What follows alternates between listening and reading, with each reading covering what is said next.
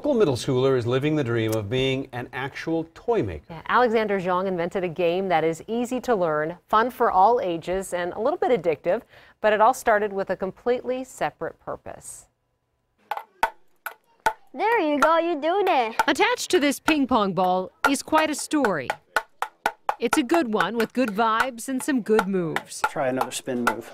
11-year-old Alexander Zhang invented this game called door pong at his house in Brooklyn Park. He didn't make it for himself or to be famous.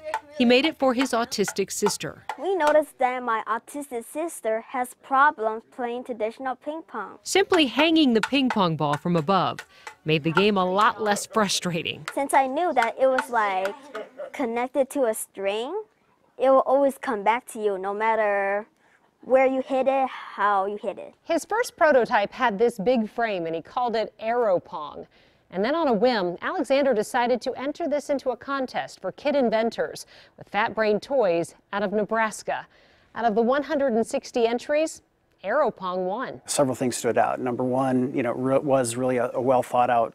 I mean, just the concept itself is like everybody we saw is like, that is just simple genius. Why hasn't somebody else done that? We started reading the backstory of how it was inspired by his autistic sister. Nice.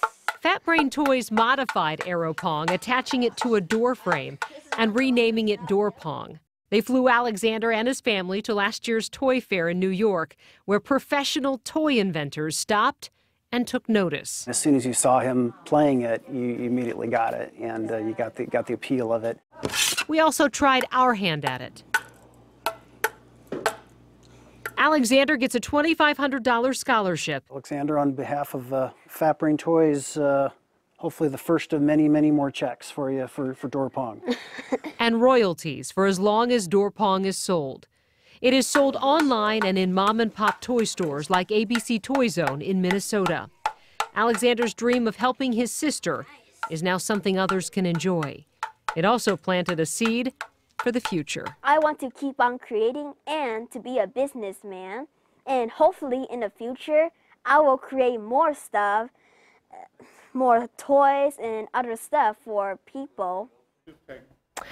Fat Brain Toys ran their Kid Ventor contest again this summer, and they plan to announce the next winner next week. And that winner will then go to the toy fair in New York in February. And maybe this whole thing will start all over again. Yeah, Alexander was the first winner of that contest, and I think that they're going to have some fun and some success with that. It is addictive because I picked up the paddle last night and was hooked. Yeah, it is fun. And Hobie Artigue is not very good at that game. He needs to practice a little bit more. Yes, he does.